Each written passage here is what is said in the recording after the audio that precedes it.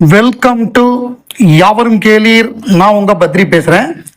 நேத்திக்கு நம்ம சொல்லியிருந்தோம், ரெண்டு டைரக்டர்ஸுக்கு போட்டி போகுது. ஒன்னு நித்திலன் சுவாமிநாதன், இன்னொருத்தர் நம்ம ராம்குமார் பாலகிருஷ்ணன். அதாவது ஒருத்தர் மகாராஜா படத்தை இயக்குன நித்திலன் சுவாமிநாதன், இன்னொருத்தர் பார்க்கிங் படத்தின் மூலமாக அது தேசிய விருதுகளையும் குவிச்ச படம்.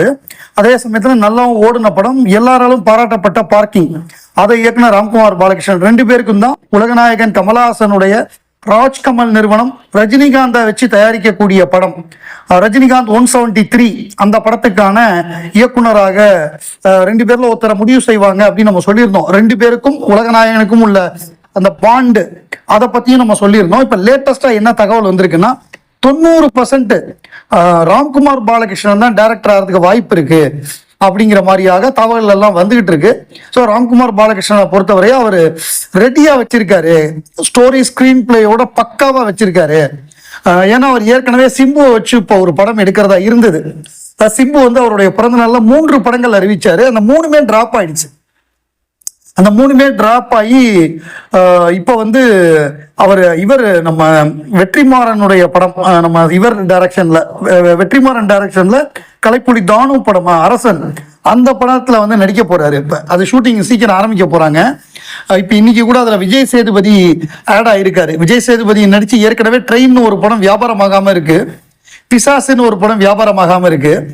பிசாஸ் எல்லாம் எடுத்து ரொம்ப வருஷம் ஆச்சு. பிசாசு 2 மிஷ்கின் தான் டைரக்டர்.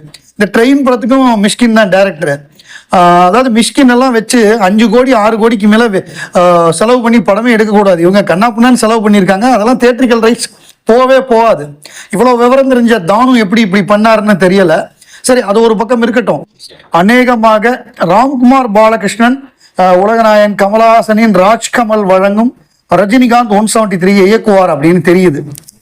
கவிஞர் ஸ்நேகன் அவர் நன்றி சொல்லியிருக்காரு உலகநாயகனுக்கு. உள்ளத்தன்போடு என் இல்ல நிகழ்வில் கலந்து கொண்டு எனக்கும் என் குடும்பத்தாருக்கும் என் கிராமத்திற்கும் பெருமை தேடி தந்த என் யாதுமாகிய உறவாளரே, என் தலைவரே, என் நன்றி என்ற வார்த்தைகள் சிறிதாயினும் அதற்குள் இருக்கும் அன்பின் நடத்தி அதிகம் நன்றி தலைவரேன்னு சொல்லி அந்த நிகழ்வு போட்டோஸ் எல்லாம் போட்டிருக்காரு.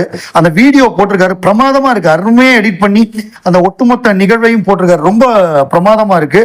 ஸோ ஸ்நேகனுக்கு பாராட்டுகள். இந்த விழாவை ரொம்ப அழகா நடத்தினதுக்கு.